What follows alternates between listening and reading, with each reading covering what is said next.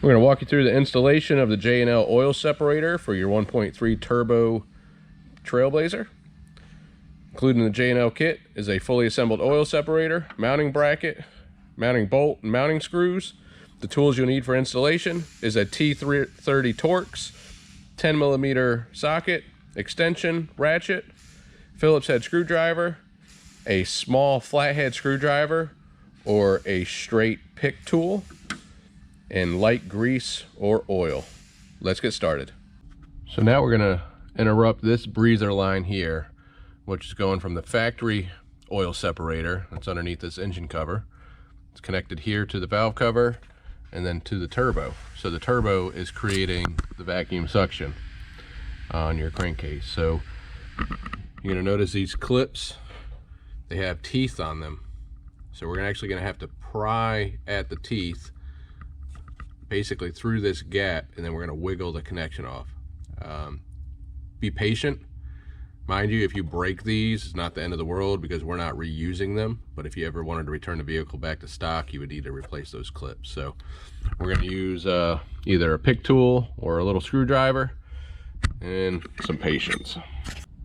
I'm going to work on getting the valve cover one off first. I have this zoomed in, so hopefully this is nice and clear for you. So work on this outside one, and that one, and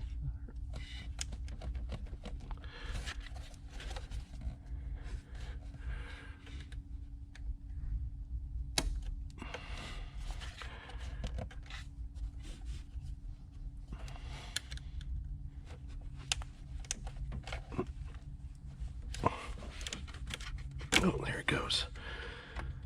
So as you can see, I just pried at these 3 teeth, and then once I saw they were popped, I kind of twisted up on it like this to push against the other and then wiggled it off. If you see it start to come up, you're almost there. For the turbo side, I'm actually going to remove this engine cover because that's going to allow us to rotate this hose around to get better access to it. So take your T30 Torx, remove the single bolt that holds the cover. You got to remove your oil fill cap and then just pull up on the cover. I'm going to reinstall my oil fill cap, make sure nothing drops in there.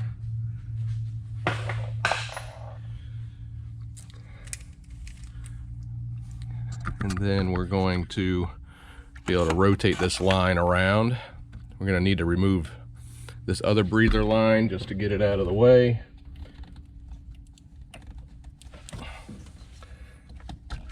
Which is just an easy push button, which we wish this other one was, but we can, that removes by just pressing the button.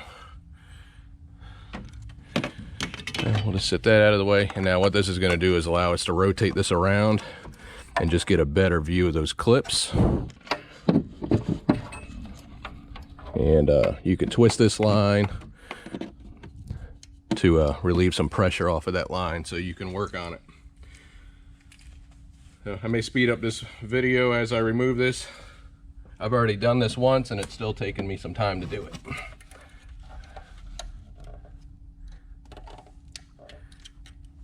Oh, there we go. I don't want to stab myself, but I can see it starting to wiggle off, and it's off. Now here's an inside look at that line that you're disconnecting. As you can see, there's about 6 or so teeth. And what we're doing is that we're just prying them away from this raised lip. And as long as you can get 2 to 3 of them loose, you can wiggle the connection off. Luckily, our connections we're putting back on are significantly easier to remove. It's just a push button, but they try to make it a little difficult on us. But you can see all the oil in that line, all that gunk buildup. All right, we're going to go ahead and reinstall that small breather line we disconnected for more space. So just clip that onto the valve cover and then onto the inlet. And we're going to go and reinstall our engine cover too. So take your oil fill cap off, then you're going to line the cover over the cap. It sits in 2 rubber grommets here. You'll push right down, reinstall your cap, and then reinstall your bolt.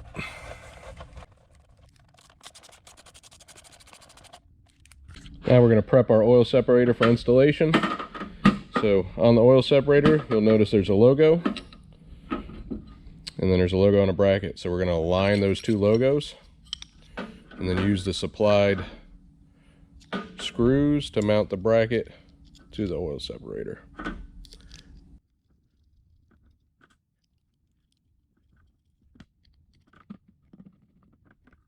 Next, inside our fittings here, there are two O-rings. It's best practice to lubricate these O-rings. You can take like a Q-tip and some grease or even engine oil and just twirl it around in there, get those O-rings nice and lubricated, and that will help them slide onto the fittings without the chance of them getting disrupted. So just going to lube them up here. I got some wheel bearing grease on this, which is fine.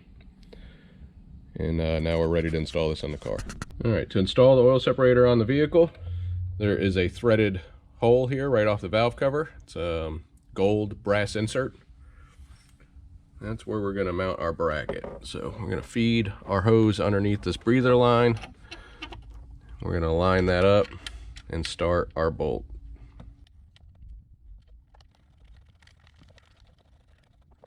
Once we have our bolt just snug, our line with the straight fitting is going to circle around the can and connect to the valve cover. You'll hear it click into place. And then our line to our turbo. Just so you know, also these fittings move.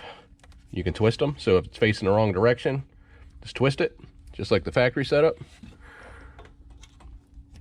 And that's going to plug onto the turbocharger. And once we have the can where we want it, say it's not touching the engine cover, the hoses seem to be in the right place, we're going to tighten up our mounting bolt.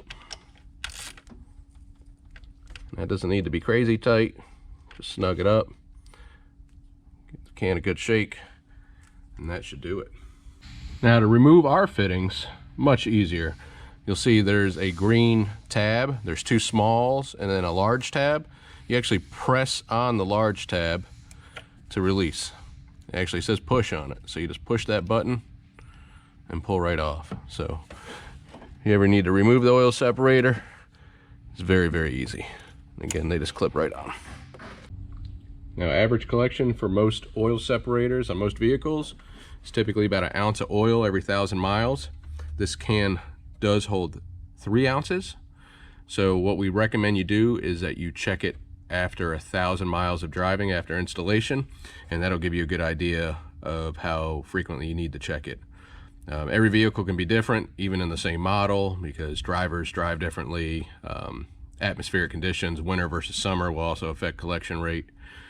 So just keep an eye on it, and then you can use our nifty little reminder stickers, or even set a reminder in your phone to check it, every 4 to 6 weeks, depending on how much you drive. If you have any questions, please reach out to us via email or phone. And we appreciate you watching. We'll see you on the next one.